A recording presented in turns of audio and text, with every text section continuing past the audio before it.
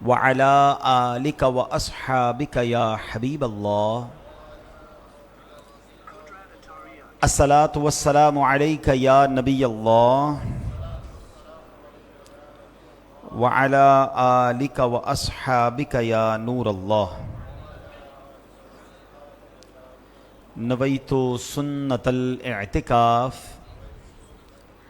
پیارے پیارے اسلامی بھائیوں، جب بھی مسجد میں داخل ہوا کریں تو یاد فرما کر اعتکاف کی نیت ضرور کر لیا کریں۔ اس کا ہمیں فائدہ یہ ہوگا کہ دیگر عبادتوں کے ساتھ ساتھ ہمیں اعتکاف کا ثواب ملنا بھی شروع ہو جائے گا۔ درود پاک پڑھنے کے بے شمار فضائل و برکات ہیں۔ کعبے کے بدر الدجا، طیبہ کے شمس الضحیٰ، صلی اللہ تعالی علیہ وسلم کا فرمان عالی شان ہے، کلو کلام لا یذکر اللہ تعالی فیہ فیبدأ بہ وبالصلاۃ علی فہو ممحوق من کل برکہ، یعنی ہر وہ بات جو اللہ پاک کے ذکر اور مجھ پر درود بھیجے بغیر شروع کی گئی وہ ہر برکت سے محروم اور خالی ہے۔ تو پتہ چلا کہ اگر ہم چاہتے ہیں کہ ہماری باتوں میں برکت آئے، ہمارے کاموں میں برکت آئے، ہم جو کام شروع کریں وہ پورا ہو جائے، ہم اگر کسی کو کوئی بات سمجھا رہے ہیں وہ اسے سمجھ آ جائے، تو ہمیں اللہ پاک کا ذکر اور درود پاک کے بعد وہ بات شروع کرنی چاہیے۔ آپ دیکھیں نارملی اجتماعات میں مبلغین، علماء خطبے میں پہلے اللہ کا ذکر کرتے ہیں، پھر درود پاک پڑھتے ہیں۔ الحمدللہ رب العالمین والصلاۃ والسلام علی خاتم النبیین۔ اللہ کا ذکر بھی ہو گیا، اللہ کی حمد و ثنا بھی ہو گئی، درود پاک بھی ہو گیا۔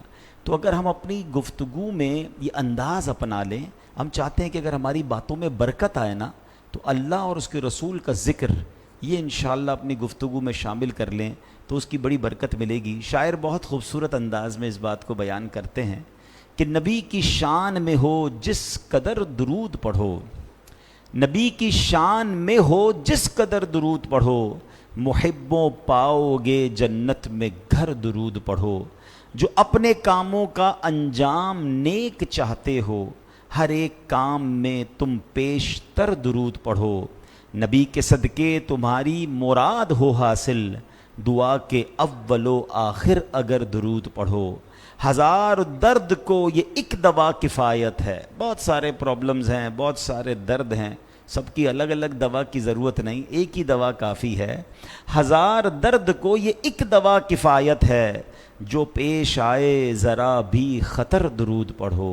تو درود اگر ہماری زندگی میں شامل ہو جائے، مشکلیں آسان ہونا شروع ہو جائیں گی، پریشانیاں دور ہونا شروع ہو جائیں گی۔ اور خاص طور پہ جو شب جمعہ ہے نا، یہ جو جمعرات کی رات ہے، جمعرات کی رات اور جمعہ کا دن، یہ خاص درود پاک پڑھنے کا وقت ہے۔ تو زیادہ سے زیادہ درود پاک کی کثرت کرتے رہا کریں۔ آئیے مل کر محبت کے ساتھ بآواز بلند درود پاک پڑھ لیں۔ صلو علی الحبیب صلی اللہ تعالی علی محمد صلی اللہ علیہ وسلم۔ جیسا میں نے کہا کہ آج شب جمعہ ہے، ہر شب جمعہ دعوت اسلامی کا ویکلی اجتماع، ہفتہ وار اجتماع دنیا بھر کے ہزاروں مقامات پر ہوتا ہے، اور اسی سلسلے میں آج کراچی کے علاقے ڈیفنس کی جامع مسجد فیضان اسلام میں ہفتہ وار اجتماع کا سلسلہ ہے۔ رب کریم ہم سب کا جمع ہونا اپنی بارگاہ میں قبول فرمائے، آج کی رات کی، آج کے اجتماع کی برکتیں نصیب فرمائے۔ جمعرات بھری مراد، یہ ہم بچپن سے سنتے آ رہے ہیں، اور سچی بات یہ ہے کہ ہے بھی ایسا ہی۔ روایتوں میں آتا ہے کہ جمعرات کو جو دعا مانگی جائے وہ دعا قبول ہوتی ہے، تو مرادیں بھر دی جاتی ہیں۔ تو جمعرات یہ جو اجتماع ہے نا، یہ بڑی برکت والی ہے کہ اجتماع بھی ہوتا ہے، پھر ذکر بھی ہے، پھر دعا بھی ہے۔ اللہ رسول کا ذکر کر کے جب بندہ دعا کرتا ہے تو ویسے ہی وہ دعاؤں کی قبولیت میں آسانی ہو جاتی ہے۔ تو اللہ آج کی رات ہماری مرادیں بھر دے، ہماری جھولیاں بھر دے، ہماری مشکلیں آسان فرما دے۔ جو یہاں موجود ہیں، جو لائیو مجھے سن رہے ہیں، اللہ ان سب کی مشکلوں کو آسان فرمائے۔ آج جو موضوع ہے وہ بڑا پیارا ہے، بڑا نرالا ہے، اور یوں سمجھیے کہ بہت کچھ ہمیں اس سے سیکھنے کو ملے گا۔ صحابہ کرام علیہم رضوان میں مختلف طبقات تھے، ٹھیک ہے نا؟ جیسے 4 خلفائے راشدین ہیں، پھر عشرۂ مبشرہ ہیں، پھر بدری صحابہ ہیں جو اصحاب بدر تھے، بدر کے مارکے میں تھے، اسی طرح کچھ وہ تھے جو فتح مکہ سے پہلے ایمان لائے، ایک کیٹیگری وہ بنتی ہے جو فتح مکہ کے بعد ایمان لائے، کچھ صحابہ نے 1 ہجرت کی، کچھ صحابہ نے 2 ہجرتیں کی۔ تو علماء نے بہت ساری صحابہ کرام کی کیٹیگریز بیان کی، ان کے فضائل بیان کیے، مگر آج جو میں کیٹیگری یا جس عظیم طبقے کا ذکر کرنے جا رہا ہوں، بڑا نرالا طبقہ ہے، صحابہ کرام کا ایک گروہ ہے، چند صحابہ کرام ہیں مگر کمال کے صحابہ کرام ہیں، ان کا صبر، ان کی قناعت ہیں، ان کی غربت کے اوپر اللہ کی رضا پر راضی رہنا، اور بالخصوص نبی پاک سے ان کی محبت، اور پھر قرآن میں ان کے فضائل بیان ہوئے۔ وہ کون سے صحابہ ہیں اور یہ کون سا خوبصورت گروہ ہے، میں بتاتا ہوں، پہلے انشاءاللہ ایک واقعہ سناتا ہوں۔ حضرت ابو ہریرہ رضی اللہ تعالیٰ عنہ صحابی رسول ہیں، آپ فرماتے ہیں کہ ایک مرتبہ رمضان شریف کا مبارک مہینہ تھا، اور ہم کچھ صحابہ کرام کا معمول یہ تھا کہ روزانہ ہم روزہ رکھتے تھے، اور افطار کے وقت ہمیں کوئی مالدار صحابی رضی اللہ تعالیٰ عنہ اپنے گھر لے جاتے تھے، اور ثواب کمانے کے لیے ہمیں روزہ افطار کروا دیتے۔ سارے غریب تھے، علم دین سیکھنے کے لیے آئے تھے، نبی پاک کے در کے باہر بیٹھے رہتے تھے اور صحابہ افطار کرواتے تھے۔ کہتے ہیں ایک مرتبہ ایسا ہوا کہ روزہ تو رکھا تھا، افطار کا وقت آ گیا، ہمیں کوئی لینے ہی نہیں آیا، افطار کے وقت کسی نے بھی افطار نہیں کروایا۔ کہتے ہیں بغیر کھائے پیے پوری رات گزار دی، اگلے دن پھر روزے کی نیت کر لی، یعنی افطار کا کھانا بھی نہیں، سحری بھی نہیں، یقیناً پانی وغیرہ پی لیا ہوگا، افطار کر لیا، مگر کنٹینیو بغیر کھائے پیے دوسرا روزہ شروع ہو گیا۔ ہم نے سوچا اب کوئی افطار کرائے گا، بیٹھے رہے، دوسرا دن گزر گیا، کوئی افطار کروانے نہیں آیا، کسی نے کھانا نہیں کھلایا، کسی نے دعوت نہیں دی۔ کہتے ہیں تیسرا روزہ شروع ہو گیا، ہم نے تیسرا روزہ رکھ لیا، تیسرے روزے کا جب افطار کا وقت آیا تو کہتے ہیں اب ہماری بھوک کی شدت برداشت کے قابل نہیں تھی، سب بڑے کمزور ہو گئے، ظاہر ہے اب 3 دن ہو گئے تھے، تو کہتے ہیں کہ اب جب 3 دن سے ہم دیکھا نا کہ کوئی کھانا نہیں ملا، تو اب سرکار دو عالم صلی اللہ تعالی علیہ وسلم کی بارگاہ میں حاضر ہو گئے۔ اب صحابہ کا عقیدہ دیکھیں کہ جب کوئی مشکل آتی تھی تو دربار رسالت میں آ جاتے تھے، لیکن کسی بندے سے نہیں کہا، مانگنا شروع نہیں کر دیا۔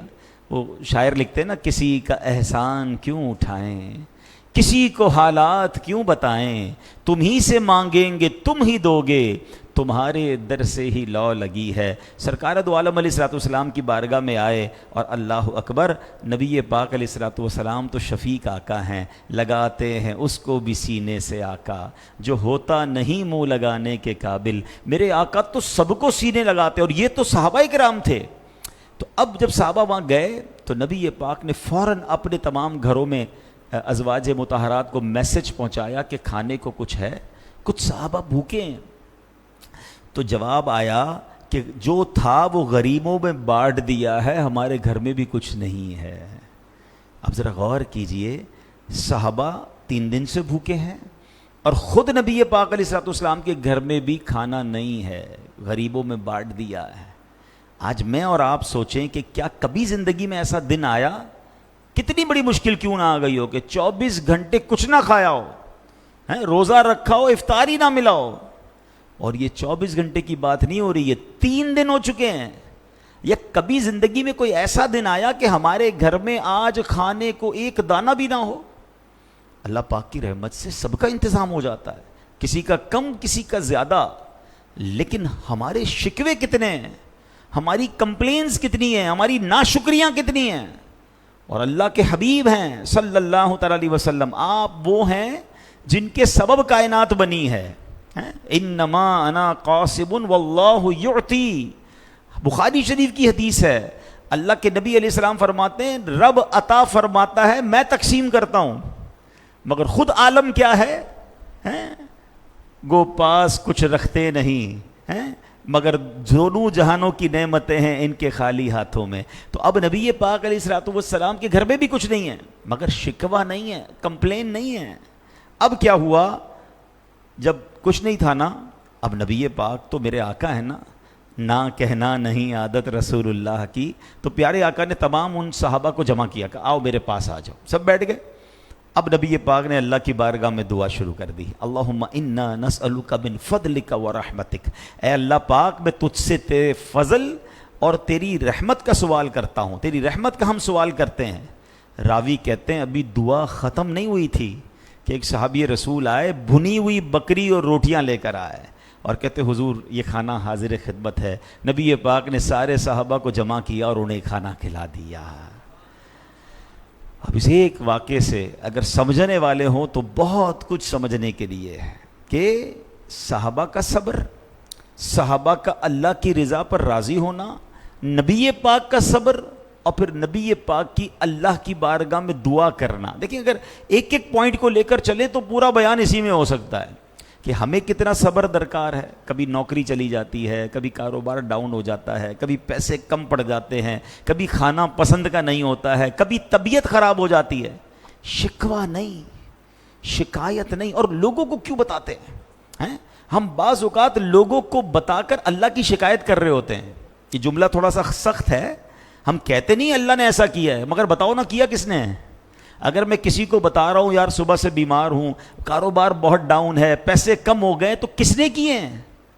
اگر تھوڑا سا اس کو لاجیکلی سمجھے نا, یہ پیسیولی کہتے نہیں زبان سے, مگر عمل سے لوگوں کو بتا رہے ہیں کہ اللہ نے مشکل بھیجی. کیوں بتا رہے ہیں؟ میرے رب نے بہت اچھا رکھا ہے, مجھے کروڑوں سے اچھا رکھا ہے. کتنی بیماریاں ہیں جو میرے اندر نہیں ہیں. میں آپ کو پوچھتا ہوں کہ آپ کے پاس جناب 1 کروڑ روپے ہوں اور آپ کے گردے خراب ہوں, وہ کروڑ روپے اچھے یا وہ گردے خراب والی بیماری خطرناک ہے؟ اگر گردے ٹھیک ہیں پوچھیں اس سے جس کا ڈائلیسس ہوتا ہے, پوچھیں اس سے کہ جس کے گردے خراب ہیں. آج ہمارے ایک بہت ہی کلوز ہمارے بھائی ہیں, میں تو چاہوں گا بھی آپ سب دعا کریں, ہمارے ویورز بھی دعا کریں.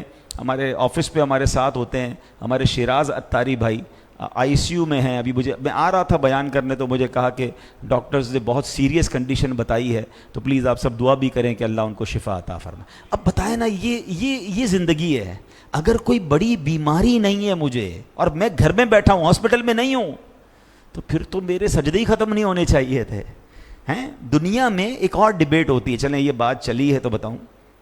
ہم لوگ کہتے ہیں ویلتھ ہونی چاہیے, wealthy person is very best, very fortunate.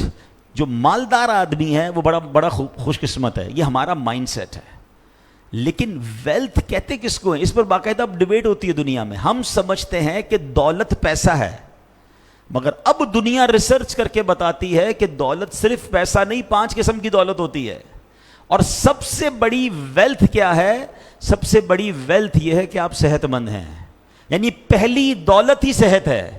اور اس کو بالکل سمجھ 2 اور 2 4 والی بات ہے. آپ کی جیب بھری ہو پیسوں سے اور آپ کے سر میں درد ہو رہا ہے, آپ کے دل میں درد ہو رہا ہے, آپ سے بیٹھا نہیں جا رہا ہے, آپ کیا کرو گے؟ ان پیسوں کو انجوائے کیسے کرو گے؟ آپ کھا نہیں سکتے, کھاتے ہیں تو ہضم نہیں ہوتا. تو پتا چلا پہلے تو صحت ہے. تو اب اس سے بھی سیکھ لیجئے کہ صحت کا خیال رکھنا ہے. کچھ لوگ پیسے کمانے کے چکر میں صحت برباد کر دیتے ہیں, جب مالدار بنتے ہیں تو بیمار بھی بن جاتے ہیں. تو فائدہ کیا ہوا؟ ساری زندگی لگے رہے مال کمانے, نہ نیند دیکھی, نہ آرام دیکھا, نہ جناب رشتہ داریاں دیکھی, نہ دوست دیکھے, برباد کر دی صحت. وہ پیسے بڑے ہیں, اس کو انجوائے کرنے کی صحت ہی نہیں ہے. تو پہلی دولت ہی صحت ہے. ٹھیک ہے, پھر بتانے والے بتاتے ہیں ریسرچ کر کے کہ دوسری دولت آپ کی فیملی ہے. آپ دیکھیں نا, کبھی آپ تھکے ہوئے گھر جائیں, چھوٹا بچہ آ کے گود میں بیٹھ جائے, تھکن ختم ہو جاتی ہے. یہ کسی بھی ورزش سے ختم نہیں ہو سکتی, دنیا کے کسی کھانے سے ختم نہیں ہوتی. جب اگر آپ کے بچے بڑے ہو گئے تو پوتے پوتیاں جب وہ سینے لگتی ہیں, بندہ فریش ہو جاتا ہے 10 منٹ کے اندر. فیملی کا پیار یہ بڑی دولت ہے, اور لوگ اس پر توجہ ہی نہیں دے رہے. یار میں بہت بیزی ہوتا ہوں, بہت نوکری کرتا ہوں, ڈبل نوکری کرتا ہوں, کاروبار کرتا ہوں, ٹائم ہی نہیں ہے فیملی کے لیے. فیملی دور ہو گئی, لڑائی جھگڑے ہو گئے میاں بیوی میں, بچے نافرمان ہو گئے, اور آپ دنیا کے مالدار آدمی بن گئے. کیا کرو گے اس پیسے کا؟ کس پہ خرچ کرو گے؟ میں نے کئی ایسے مالداروں کو جانتا ہوں جو گھر جاتے ہیں تو جھگڑا منتظر ہوتا ہے, ڈرتے ہیں گھر جانے کے لیے, اور گھر جا کے ٹینشن میں آ جاتے ہیں. کس کام کا وہ پیسہ؟ تو دولت صرف مال نہیں ہے. ویلتھ کی 4-5 قسمیں بیان ہوئی. اچھے دوست دولت ہیں. میرے دکھ درد میں میرے ساتھ کھڑے رہنے والے دوست, یہ بہت بڑی ویلتھ ہے. ہیں، سہارا مل جاتا ہے. میرے پاس دنیا بھر کی دولت ہے، ایک دوست نہیں ہے، کوئی مصیبت میں ساتھ دینے والا ہی نہیں ہے، بلکہ لوگ انتظار کر رہے ہیں کہ یار یہ برباد ہو جائے، کیونکہ میں نے اتنا تنگ کیا لوگوں کو، اتنا لوگوں کو ٹینشن دی کہ آج میرے ساتھ کوئی نہیں ہے، میں تنہا ہوں. کلاش ہے وہ شخص جس کے پاس کوئی برے وقت میں کھڑے رہنے والا دوست نہیں ہے. یہ دولت نہیں ہے. پیسوں کی باری تو بہت بعد میں آتی ہے، اور ہم ایک ہی ٹارگٹ لے کے چلتے ہیں کہ بس مال مل جائے. نہیں، بہت ساری اللہ نے دولت دی ہے. اگر آپ صحت مند ہیں، آپ کی فیملی آپ سے پیار کرتی ہے، آپ اپنے بچوں کے ساتھ خوش ہیں، you are very much wealthy, آپ بڑے مالدار ہو. اور پھر سب سے بڑھ کر مسلمان کے پاس تو دولت بھی ایمان کی ہے نا. میں بڑا امیر و کبیر ہوں، در شہ دو جہاں کا اسیر ہوں. ارے اس سے بڑی ہمارے پاس مال اور دولت کیا ہوگی کہ اللہ پر ایمان لاتے ہیں، رسول پاک کا دامن ہاتھ میں ہے، خیر ہی خیر ہے انشاءاللہ. اب میں بتاتا ہوں اس واقعے میں جو صحابہ کرام تھے نا، جو 3 دن بھوکے رہے مگر شکوہ نہیں تھا، صبر تھا، وہ صحابہ تھے اصحاب صفہ. ہاں، یہ صحابہ کرام کی ایک بڑی یونیک کیٹیگری ہے. ان کے گھر نہیں تھے، ٹھیک ہے، یہ نبی پاک کے گھر کے باہر بیٹھے رہتے تھے سارا دن. ان کے پاس بعض اوقات پہننے کے کپڑے پورے نہیں ہوتے تھے، ایک چادر ہوتی تھی بس، اسی سے وہ ستر کو ڈھانپتے تھے، مگر سرکار کے در پر پڑے ہی رہنے سے کام ہوگا. علم دین سیکھتے تھے، اور نبی پاک بھی ان سے بڑا پیار فرماتے تھے. اللہ مجھے اور آپ کو بار بار مدینے کی حاضری نصیب فرمائے کہ جب مدینے جاتے ہیں نا تو آج بھی نبی پاک کے روضے کے قریب ایک چبوترا بنا ہوا ہے، اصحاب صفہ کا چبوترا. یہ اسی جگہ بیٹھتے تھے. اب ذرا جو مدینہ شریف گئے میری بات جلدی سمجھ جائے گی کتنا قریب ہے. وہ روضہ رسول جو آج ہے وہی نبی پاک علیہ الصلوۃ والسلام کا گھر مبارک تھا، بی بی عائشہ صدیقہ رضی اللہ تعالیٰ عنہا کا حجرہ تھا. اتنا قریب یہ بیٹھے رہتے تھے. میرے آقا باہر تشریف لاتے، ان کو کھانا کبھی دیتے، ان کو علم دین عطا فرماتے، اور یہ بیٹھے رہتے تھے. تو یہ وہ صحابہ ہیں جو بڑے کمال کے صحابہ ہیں. اب ذرا ان کے بارے میں تھوڑی سی تفصیل سنتے ہیں. حضرت ابو ہریرہ کہتے ہیں اہل الصفۃ اضیاف الاسلام، یعنی اصحاب صفہ اسلام کے مہمان ہیں. وہ صحابہ کرام جن کا اپنا کوئی گھر نہیں ہوتا تھا، دور دراز علاقوں سے علم دین سیکھنے کے لیے مدینہ منورہ حاضر ہوتے، ان کے پاس کوئی رہائش نہیں ہوتی، وہ مقام صفہ پر آ کر قیام کرتے تھے. دنیاوی لذتوں سے دور، نفسانی خواہشات سے پاک رہ کر رات دن یہیں رہتے، عبادت کرتے، علم دین سیکھتے اور سکھاتے، اور دین کی خدمت میں مصروف رہا کرتے تھے. ان کی سبحان اللہ، ان کی قسمت تو دیکھیے کہ ساری دنیا چھوڑ کر کس کے در پر ڈیرے جمائے ہیں؟ سخیوں کے سخی کے در پر ڈیرے جمائے ہیں. در اقدس پہ تمہارے کو پڑے رہتے ہیں، بڑھ کے جنت سے مدینے کی فضا جانتے ہیں. اپنی ہستی سے جو تیرے در پہ مٹنا جانتے ہیں، کچھ وہی لطف فنا اور بقا جانتے ہیں. اصحاب صفہ کی قسمت تو ایسی تھی. قرآن مجید فرقان حمید میں کیا ارشاد ہوتا ہے؟ اللہ ارشاد فرماتا ہے بسم اللہ الرحمن الرحیم لا تطرد الذین یدعون ربهم بالغداۃ والعشی یریدون وجہہ. اللہ فرماتا ہے اور ان لوگوں کو دور نہ کرو جو صبح و شام اپنے رب کو اس کی رضا چاہتے ہوئے پکارتے ہیں. حضرت سیدنا شیخ علی حجویری داتا صاحب فرماتے ہیں یہ آیت مبارکہ اصحاب صفہ کے حق میں نازل ہوئی ہے. اب ذرا اس آیت کا پس منظر شان نزول سمجھیے. ہوا یہ تھا کہ ایک مرتبہ غیر مسلموں نے دیکھا کہ نبی پاک علیہ الصلوۃ والسلام کے پاس تو بڑے غیر مالدار غریب سے صحابہ بیٹھے ہیں. اب ظاہر ہے جو غریب ہوتا ہے اس کے کپڑے بھی بڑے نارمل سے ہوتے ہیں، اور اصحاب صفہ کے پاس تو پراپر ڈریس بھی نہیں ہوتا تھا، اتنے غریب تھے، ایک چادر بعض اوقات پہنتے تھے. تو جب مالدار لوگ آئے نا اسلام کے بارے میں جاننے کے لیے اور دیکھا کہ سرکار دو عالم علیہ الصلوۃ والسلام کے پاس تو غریب سے اور غیر مالدار لوگ بیٹھے ہیں، تو انہوں نے کہا کہ ہم غریبوں کے ساتھ نہیں بیٹھیں گے، ہمیں بڑی شرم آتی ہے، آپ ان کو یہاں سے دور کر دیں، اپنے پاس نہ بٹھائیں، ہم کلمہ پڑھ لیتے ہیں، ہم مسلمان ہو جائیں گے، مگر آپ ان کے ساتھ ہمیں نہ بٹھائیں. اللہ اکبر. غریبوں کے آقا، بے کسوں کے داتا صلی اللہ تعالیٰ علیہ وسلم نے اس مطالبے سے صاف انکار فرما دیا. اس پر یہ آیت کریمہ نازل ہوئی کہ اے محبوب کریم، وہ خوش نصیب نیک دل مسلمان جو صبح و شام اللہ کو پکارتے عبادت کرتے ہیں، صرف اور صرف اللہ پاک کی رضا کے طلبگار رہتے ہیں انہیں اپنے سے دور مت فرمائیے. سبحان اللہ. جو تیرا ہو گیا خدا کا ہوا، جو خدا کا ہوا ہوا تیرا. حوصلے کیوں گھٹیں غریبوں کے، ہے ارادہ بڑھا ہوا تیرا. سبحان اللہ. اب ذرا غور کیجئے، یہ ہے میرا اور آپ کا اسلام، کہ اسلام کی ابتدا میں بھی غریبوں نے پہلے اسلام قبول کیا. نبی پاک کے ساتھ صحابہ بڑی غربت میں رہتے تھے، مگر کیا خوبصورت تعلیم قرآن پاک کی ہے کہ اے محبوب یہ تو اللہ کا ذکر کرنے والے ہیں، ان کو اپنے آپ سے دور نہ کیجئے. اور غیر مسلموں کا مطالبہ کیا تھا؟ غریبوں کے ساتھ بیٹھنے میں شرم آتی ہے.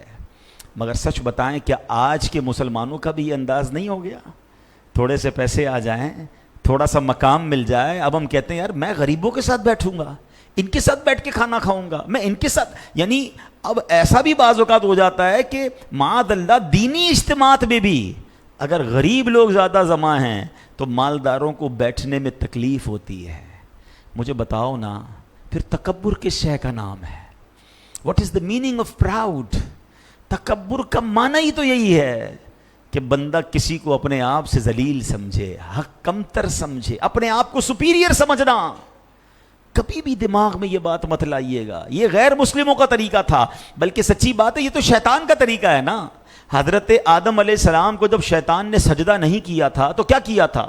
اس نے ایک ہی تو جملہ کہا تھا، انا خیر من، اے اللہ میں اس سے بہتر ہوں. خلقتنی من نار وخلقتہ من طین، اے اللہ تو نے مجھے آگ سے بنایا، آدم کو مٹی سے بنایا، میں بہتر ہوں.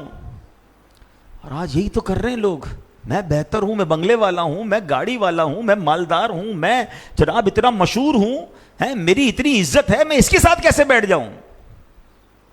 تکبر اتنا برا گناہ ہے، یاد رکھیے. بہت سارے جرم ہیں، بہت سارے گناہ ہیں، مگر اللہ کو تکبر کتنا سخت ناپسند ہے. ذرا سوچئے کہ شیطان نے زندگی میں ایک ہی بار تکبر کیا تھا، once in a lifetime, ساری عبادت برباد. شیطان کی عبادت کتنی تھی؟ شیطان پہلے سے تھوڑی مردود تھا، 40,000 سال اللہ کی عبادت کی ہے، جنت کا خزانچی تھا، مگر اللہ نے اپنے در سے اس کو مردود قرار دے دیا. اب جو روز یہ کرتا ہے، اس نے تو ایک بار کیا نا، جو روز یہ کر رہا ہے، اچھا کہتا نہیں، ہم کہتے نہیں کہ میں غریبوں کے ساتھ نہیں بیٹھ رہا، مگر کوئی بیٹھ جائے تو برا لگتا ہے. اپنی سواری میں کبھی بٹھایا ہم نے برابر میں، کبھی کھانے میں کسی غریب کے ساتھ بیٹھ کر کھانا کھایا کریں. یعنی اگر میں آپ کو ایک طریقہ بتاتا ہوں، کہتے ہیں نا کہ اندر اگر انفیکشن ہے، بیماری کا معلوم کرنا ہو تو پھر ٹیسٹ کرانا پڑتا ہے نا کہ ہے بھی کہ نہیں. میں آپ کو ٹیسٹ، سمپل ٹیسٹ بتا دیتا ہوں کہ جب بھی کسی غریب کے ساتھ بیٹھنے میں تکلیف ہونا، سمجھ لو اندر انفیکشن ہے. تکلیف کیوں ہو رہی ہے؟ کسی غریب سے ہاتھ ملانے میں اگر تکلیف ہو رہی ہے، کسی کو سلام لینے میں تکلیف ہو رہی ہے، تو it means some thing wrong in my heart, گڑبڑ ہو گئی ہے. ارے بھائی، اچھا پھر علماء نے اس کا طریقہ بھی یہی بتایا کہ اگر کسی کو تکبر کا علاج کرنا ہے نا، عاجزی اختیار کرنی ہے، تو اس کو چاہیے غریبوں کے ساتھ بیٹھ کے کھانا کھائے، ان کو سلام میں پہل کرے، ان سے ہاتھ ملائے، ان سے معانقہ کرے. یہ تو میرے آقا کا طریقہ ہے اور کیا قرآن کی تعلیم ہے. اور غیر مسلموں نے کیا کہا تھا کہ ہمیں غریبوں کو دور کر دیں، ہم ایمان لے آئیں گے. پلیز کبھی بھی یہ نہ اپنے اندر آنے دیں نہ اپنے بچوں کے اندر آنے دیں. نیو جنریشن میں یہ زیادہ پرابلم ہو رہی ہے، ملازمین کے ساتھ برتاؤ الگ ہو گیا ہے، بلکہ اب تو یہ حال ہو گیا ہے، کہتے ہوئے مزہ تو نہیں آ رہا، کہ اگر کوئی بندہ امیر ہو جائے نا یا مشہور ہو جائے تو اب وہ اپنے غریب رشتہ داروں کو ڈس اون کرنا شروع کر دیتا ہے کہ یار میں کیسے بتاؤں کہ میرے چچا کا بیٹا رکشہ چلاتا ہے. پہلے وہ خود بھی غریب علاقے میں رہتا تھا، اب پیسے والا ہو گیا، ڈیفینس میں آ گیا، کسی امیر علاقے میں آ گیا، اب وہ چاہتا ہے کہ وہ والا رشتہ دار میرے قریب نہ ہے. لوگوں کو کیسے بتاؤں گا کہ یہ میرا کزن ہے یا میرا فلاں رشتہ دار ہے؟ کیا حرج ہے اس میں؟ اس میں کیوں دل پر بوجھ آ رہا ہے؟ بھائی میں بھی وہی تھا. اگر آج اللہ نے مجھے اس مقام پر پہنچایا تو کیا میں غریبوں سے ملنا چھوڑ کر دوں گا؟ اپنے رشتہ داروں کو ڈس اون، پرانے دوستوں سے نہیں ملتے. آئے کسی غریب علاقے سے تھے، ان غریب علاقے والے دوستوں کو چھوڑ دیا کہ نہیں یار اب میری تو سوسائٹی الگ ہو گئی، میرا اٹھنا بیٹھنا الگ ہو گیا، یہ میرے ساتھ کہاں چلیں گے؟ کبھی سوچا ان کے دل پر کتنا افسوس ہوتا ہوگا؟ میں مشورہ دیتا ہوں آپ کو، غربت کے ساتھی، اور خاص طور پر جب آپ کو کوئی نہیں جانتا تھا اس وقت کے دوستوں کو کبھی نہ بھولیے گا.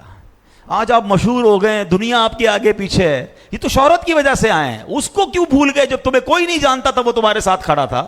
ارے اس کی عزت زیادہ کرو. جب میرے پاس مال و دولت کی کمی تھی اور کچھ دوست تھے, کچھ رشتے دار تھے جو میرے ساتھ تھے, اور آج اللہ نے نواز دیا, آج تو بہت سارے لوگ ساتھ ہیں.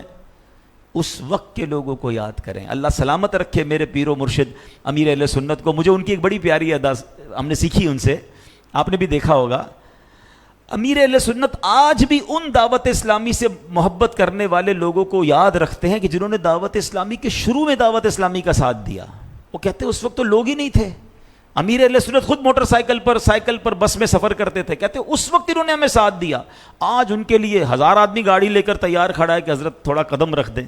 کہتے ہیں یہ تو اور وقت ہے نا, وہ جو وقت تھا وہ مجھے یاد ہے اور ہم نے دیکھا ان کا انداز. تو اللہ مجھے بھی, آپ کو بھی, پرانے وقتوں کے دوستوں کو بھی, رشتہ داروں کو بھی, مددگاروں کو بھی یاد رکھنے کی توفیق عطا فرمائے. اور کبھی بھی یہ مت کیجئے گا کہ یار غریب کے ساتھ میں کیسے بیٹھوں, یہی تو تکبر ہے. آگے سنیے اصحاب صفہ کی ایک اور فضیلت. اللہ نے قرآن پاک میں ان کے بارے میں اور کیا فرمایا, وَإِذَا جَاءَكَ الَّذِينَ يُؤْمِنُونَ بِآيَاتِنَا فَقُلْ سَلَامٌ عَلَيْكُمْ كَتَبَ رَبُّكُمْ عَلَى نَفْسِهِ الرَّحْمَةِ. ترجمہ کنز العرفان. اور جب آپ کی بارگاہ میں وہ لوگ حاضر ہوں جو ہماری آیتوں پر ایمان لاتے ہیں تو ان سے فرماؤ تم پر سلام, تمہارے رب نے اپنے ذمہ کرم پر رحمت لازم کر لی ہے. ہائے ہائے, قرآن سلام بھی دے رہا ہے اور ان پر رحمت کے بارے میں کیا فرما رہا ہے کہ رب نے اپنی رحمت تمہارے لیے اپنے ذمہ کرم پر لے لی ہے. یعنی کیا فرمایا کہ اے محبوب, یہ پاک لوگ جو ہماری آیات پر ایمان لائے, جب یہ آپ کی خدمت میں آیا کریں نا, ان کی عزت افزائی کریں, ان کے ساتھ سلام میں پہل کریں اور انہیں یہ خوشخبری سنا دیجئے کہ اللہ پاک نے فضل کرتے ہوئے اپنے ذمہ کرم پر رحمت لازم کر لی ہے. حضرت خباب رضی اللہ تعالیٰ عنہ فرماتے ہیں پہلے بھی نبی پاک بہت کرم فرماتے تھے, پہلے بھی بڑی صحبت سے نوازتے تھے, مگر جب یہ آیت نازل ہو گئی تو نبی پاک اصحاب صفہ کو اتنا قریب بٹھاتے تھے کہ ہمارے گھٹنے نبی پاک کے گھٹنوں سے ٹچ ہوتے تھے. یعنی پیارے آقا کا قرآن پر عمل دیکھیں. جب اللہ نے فرما دیا اے محبوب یہ عبادت کرنے والے ہیں, یہ اللہ کو یاد کرنے والے ہیں, ان کو دور مت کریں, ان کو سلام دیں, ان پر اللہ کی رحمتیں ہیں. اب اللہ کے حبیب علیہ الصلوۃ والسلام جو ہیں ان اصحاب صفہ کو اور قریب کرتے تھے. وہ شاعر لکھتے ہیں نا, جب تک بکے نہ تھے تو کوئی پوچھتا نہ تھا, تم نے خرید کر مجھے انمول کر دیا. ایک اور مقام پر رب کریم نے اصحاب صفہ کی شان بیان کی. آپ دیکھیں یہ کیسے صابرین صحابہ ہیں. میں 2 آیتیں سنا چکا ہوں, اب تیسری آیت سنیے جن کا ذکر قرآن میں ہے, جن کے فضائل قرآن میں ہیں. اللہ قرآن میں بیان فرماتا ہے, بسم اللہ الرحمن الرحیم, واصبر نفسك مع الذين يدعون ربهم بالغداة والعشي يريدون وجهه ولا تعد عيناك عنهم.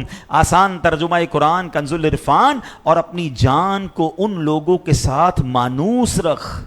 اللہ اپنے حبیب سے کیا فرما رہا ہے, ان کے ساتھ اپنی جان کو مانوس رکھ جو صبح و شام اپنے رب کو پکارتے ہیں, اس کی رضا چاہتے ہیں, اور تیری آنکھیں انہیں چھوڑ کر اوروں پر نہ پڑے. اللہ اکبر. اب کیا فرمایا, وَاصْبِرْ نَفْسَكَ, اے محبوب خود کو اصحاب صفہ کے ساتھ مانوس رکھیے. وَلَا تَعْدُ عَيْنَاكَ عَنْهُمْ, اپنی مقدس مبارک نگاہیں ان سے مت ہٹائیے. اللہ اکبر. نبی پاک کو قرآن حکم دے رہا ہے, رب حکم دے رہا ہے کہ اے محبوب انہیں نظروں میں رکھیے, ان پر اپنی نگاہ رحمت جاری رکھیے. صحاب صفہ کی قسمت پر ہماری جانیں قربان.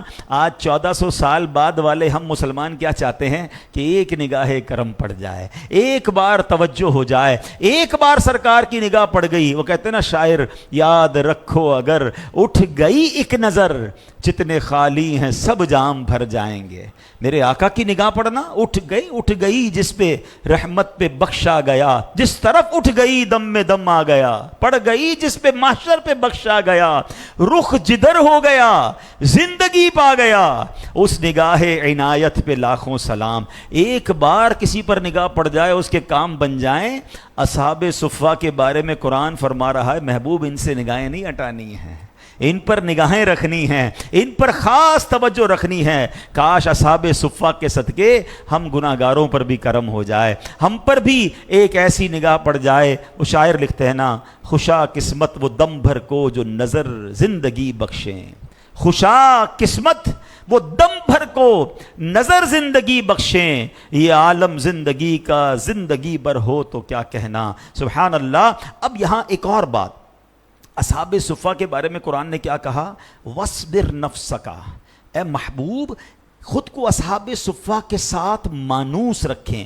اب نبی پاک علیہ الصلوۃ والسلام پہلے تو کرم فرماتے تھے، اب پیارے آقا علیہ الصلوۃ والسلام نے جب یہ آیت نازل ہوئی نا تو آپ کا بیٹھنا اٹھنا ہی اصحاب صفہ کے ساتھ ہو گیا، یعنی نبی پاک ان کے ساتھ بیٹھتے تھے، کہیں جانا ہوتا تشریف لے جاتے، پھر آ کر وہیں تشریف فرما ہوتے تھے ہیں، اور جب تک اصحاب صفہ اٹھ کر نہیں جاتے تھے سرکار دو عالم علیہ الصلوۃ والسلام ان کے پاس بیٹھے رہتے، میرے آقا بھی کہیں نہیں جاتے تھے۔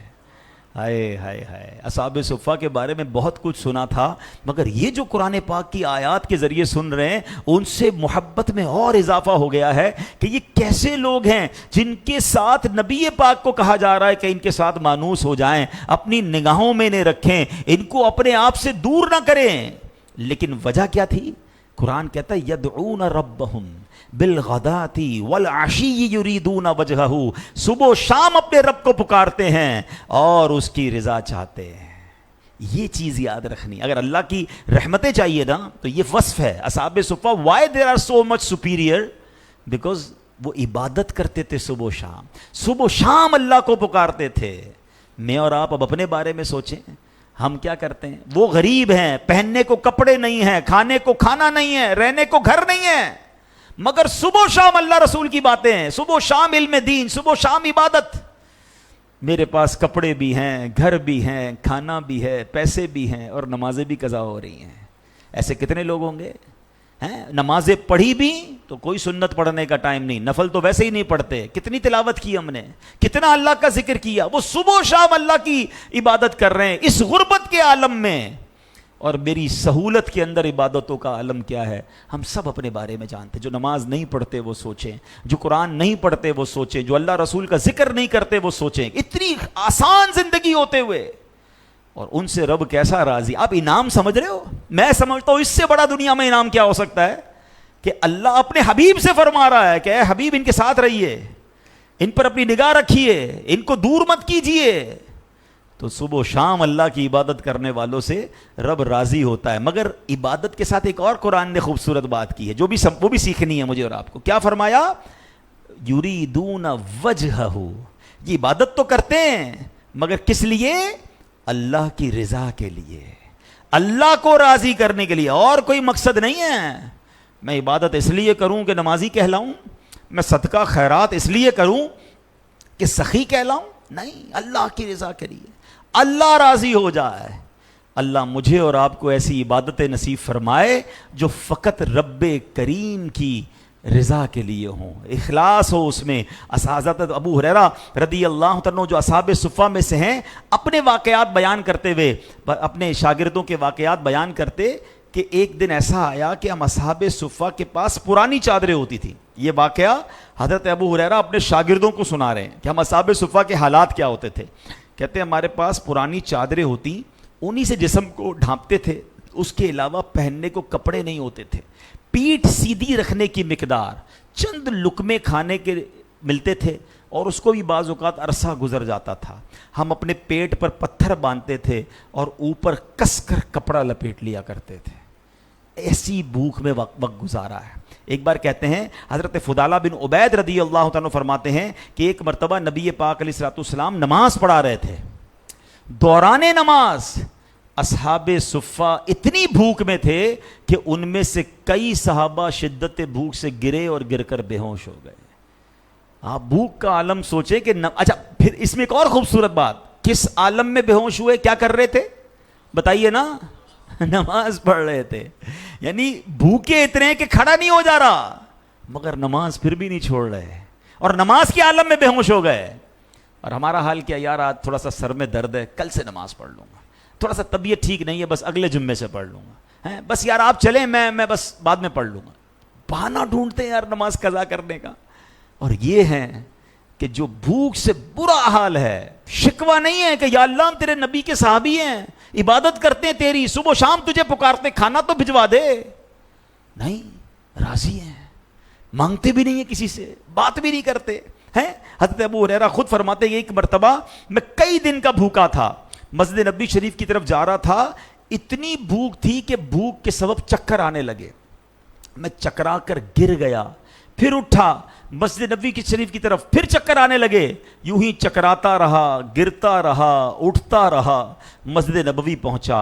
یہاں نبی پاک علیہ الصلوۃ والسلام کی زیارت ہوئی، میرے آقا نے میرا چہرہ دیکھا، بھوک کے آثار دیکھے تو گھر سے سرید منگوایا۔ سرید کہتے ہیں شوربے کے اندر روٹیوں کے ٹکڑے ڈال کر یہ بنایا جاتا ہے، تو وہ منگوایا، اور مجھے کہا ابو ہریرہ جاؤ اصحاب صفہ کو بلا لاؤ۔ کہتے ہیں میں سب کو بلا کر لایا، سب کو میں نے کھلایا، مجھے حکم نہیں تھا، مجھے دوسروں کو کھلانے کا حکم تھا، میں نے سب کو کھلایا۔ جب اصحاب صفہ کھا چکے، وہ پیالہ میں نے پیارے آقا علیہ الصلوۃ والسلام کو دیا۔ نبی پاک نے وہ پیالہ مبارک ہاتھوں میں لیا، اب اس کے صرف پیالے کے کنارے پہ تھوڑے سے ٹکڑے سرید کے بچے تھے، کہتے ہیں وہ انہوں نبی پاک نے اپنی مقدس انگلیوں سے جمع کیا، یہ مشکل سے ایک لقمہ بنا تھا۔ نبی پاک نے کہا اے ابو ہریرہ بسم اللہ پڑھ کر کھاؤ۔ کہتے خدا کی قسم میں نے بسم اللہ پڑھ کے وہ ایک لقمہ کھایا تھا، حالانکہ کئی دن کا بھوکا تھا۔ اللہ کریم نے اس لقمے میں اتنی برکت دی کہ اس ایک لقمے سے ہی میرا پیٹ بھر گیا۔ اچھا یہ یقیناً نبی پاک کا معجزہ ہے، مگر ان کا تو صبر دیکھیں نا، ان کی خودداری بھی دیکھیں۔ وہ بڑا مشہور واقعہ آپ سب نے سنا ہوگا کہ حضرت ابو ہریرہ کہتے ہیں کہ ایک بار میرا بھوک سے برا عالم، کئی دن سے کھایا نہیں تھا، پیٹ کے ساتھ لگ گیا تھا، تو میں حضرت ابو بکر صدیق رضی اللہ عنہ کے پاس گیا اور جا کر کوئی قرآنی مسئلہ پوچھا۔ کہتے ہیں مسئلہ اس لیے پوچھنے گیا تھا مجھے دیکھیں، میری کنڈیشن دیکھیں اور سمجھ جائیں کہ مجھے بھوک لگی ہے، مجھے کھانا کھلا دیں، میں نے نہیں سوال کرنا، خودداری دیکھیں۔ اس عالم میں بعض صورتوں میں سوال کرنے کی اجازت مل جاتی ہے کہ بندہ اگر مر جائے گا کھانے کو ہی نہیں ہے تو وہ کسی کو کہہ سکتا ہے کھانا کھلا دو، لیکن پھر خودداری دیکھے۔ کہتے ہیں میں نے قرآن کا مسئلہ پوچھا، کھانے کا نہیں کہا۔ حضرت ابوبکر صدیق نے مسئلہ بتایا اور چلے گئے ہیں ان کی یہ، حالانکہ وہ بڑے سخی ہیں، مگر یا تو ایسا بھی ہو سکتا ہے کہ حضرت ابوبکر بھی جانتے ہوں کہ آج کہیں اور کی مہمانی ملنی ہے، آج کہیں اور کی دعوت ملنی ہے۔ بہرحال کہتے ہیں حضرت عمر آئے رضی اللہ تعالیٰ عنہ، سیدنا عمر فاروق کے پاس میں چلا گیا، ان سے بھی ایک مسئلہ پوچھا، سوچا جواب دیتے دیتے مجھے بھی دیکھیں گے، میری حالت دیکھیں گے، میری بھوک دیکھیں گے، مجھے کھانا کھلا دیں گے۔ حضرت عمر نے بھی مسئلہ بتایا اور تشریف لے گئے۔ کہتے میں حیران ہو گیا۔ بہرحال اب سرکار دو عالم علیہ الصلوۃ والسلام کی بارگاہ میں حاضر ہوا۔ کہتے سبحان اللہ، میرے آقا تو دل کے حالات بھی جانتے ہیں نا۔ جب نبی پاک کے پاس گیا تو آقا نے دیکھ لیا کہ میں بہت شدید بھوک میں ہوں۔ پیارے آقا نے فرمایا اے ابو ہریرہ، اپنے گھر پہ معلومات کی کچھ کھانے کو ہے۔ اب دیکھیں یہ دوسرا تیسرا واقعہ ہے، ایک باری میں نبی پاک نے گھر پہ معلوم کیا تو کچھ کھانے کو نہیں تھا۔ جب پہلا واقعہ میں نے سنایا تو اس میں دعا کی تو اللہ کریم نے کھانے کا انتظام فرمایا۔ دوسرے واقعے میں نبی پاک نے سرید منگوائی، سب اصحاب صفہ کو کھلایا، سیدنا ابو ہریرہ کو ایک ہی نوالا ملا، اللہ نے اس ایک نوالے سے ان کا پیٹ بھر دیا۔ تیسرا واقعہ میں آپ کو سنا رہا ہوں۔ تو نبی پاک نے اپنے گھر پہ پوچھا کہ کچھ ہے کھانے کو، تو کہا ابھی ایک صحابی رسول دودھ کا پیالہ دے کر گئے ہیں۔ میرے آقا نے کہا اے ابو ہریرہ سارے ہی اصحاب صفہ کو لے آؤ۔ اچھا کہتے میں حیران، اتنی مجھے بھوک لگی ہے، پیالہ ایک دودھ کا ہے، 70 صحابہ کیسے پئیں گے؟ لیکن حکم تھا نبی پاک علیہ الصلوۃ والسلام کا، کہتے میں لے آیا۔ اچھا یہ کبھی کبھی ہمیں اس کی تھوڑی سی پریکٹس ہوئی ہوگی کہ ہمیں شدید بھوک لگی ہو اور ہمیں ہی کوئی کھڑا کر دے کہ لوگوں کو کھانا کھلائیں، بندہ کہ پہلے مجھے بھوک لگی ہے میں دوسروں کو کھلاؤں، خود کب کھاؤں گا؟ اچھا ہمیں تو یہ پتا ہوتا کہ بریانی کی دیگ ہے، کھلانے کے بعد مجھے بھی مل جائے گی، مگر یہاں تو وہ ایک پیالہ دیکھ رہے تھے۔ تو اب نبی پاک نے فرمایا اے ابو ہریرہ سب کو پلاؤ، پلانے کی ذمہ داری بھی انہیں دے دی۔ اب سارے ہی صحابہ کو بھوک لگی تھی، ایک ایک کر کے صحابی بسم اللہ پڑھتے اور پیٹ بھر کر دودھ پیتے۔ کہتے ایک نے پیا، دو نے پیا، تین نے پیا، 70 صحابہ نے دودھ پی لیا۔ کہتے پیالہ ویسے کا ویسے ہی بھرا ہوا ہے۔ اب نبی پاک کہتے ہیں اے عبداللہ اے ابو ہریرہ اب تم رہ گئے اور میں رہ گیا ہوں، ایسا کرو بسم اللہ پڑھ کے پیو۔ حضرت ابو ہریرہ کہتے ہیں میں نے پیٹ بھر کے دودھ پیا، وہ تھوڑی پنجابی وچ کہتے ہیں نا رچ کے دودھ پیا۔ پھر آقا نے فرمایا اے ابو ہریرہ اور پیو۔ کہتے پھر پیالہ منہ سے لگایا اور پیا۔ کہتے ابو ہریرہ اور پیو۔ کہتے پیتا رہا، آخر میں نے کہا حضور بس اب جگہ نہیں ہے۔ اب نبی پاک نے بسم اللہ شریف پڑھی اور جو جتنا بھی دودھ تھا میرے آقا نے اسے نوش فرما لیا۔ اچھا یہاں سخاوت مصطفیٰ، یہاں نبی پاک کا معجزہ، وہ تو ڈسکس کرتا ہوں میں، ہم نے کئی بار کیا ہے۔ ایک اور خوبصورت بات سیکھنی ہے، پیارے آقا نے کب پیا؟ 71 لوگوں کو پلا کر پھر نبی پاک نے دودھ پیا۔ یہ بھی تو پیارے آقا کی کیسی مہمان نوازی ہے۔ سیکھنے کو یہ بھی ملا، سنت یہ ہے کہ ساقی سب سے آخر میں پیتا ہے، پانی پلانے والا سب سے آخر میں پیتا ہے، یہ بھی ادب ہے.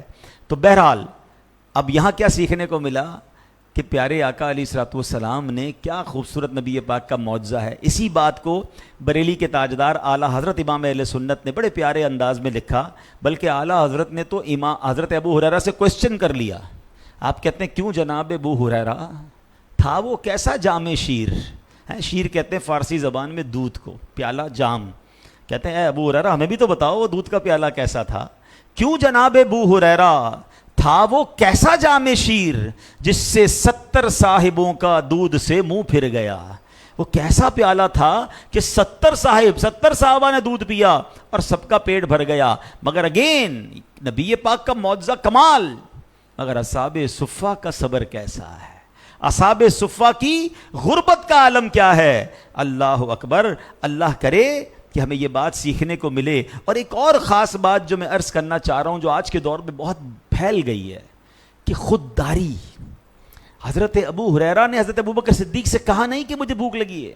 حضرت عمر فاروق سے کہا نہیں کہ حضور میں بہت بھوکا ہوں، کھانا کھلائیے، میں دین کے لیے قربانی دے رہا ہوں. نو. اور آج چھوٹی چھوٹی بات پر بندہ کسی کے پاس جا رہا ہے، سوال کر رہا ہے، مدد مانگ رہا ہے. حدیثوں میں اسے انگارہ قرار دیا گیا. یاد رکھیے نیچے والے ہاتھ سے ہمیشہ اوپر والا ہاتھ برکت والا ہوتا ہے. جس کا ہاتھ مانگنے والا بن گیا نا، پھر وہ مانگنے والا ہی رہ جاتا ہے، بیچارے کی عادت ہی پڑ جاتی ہے.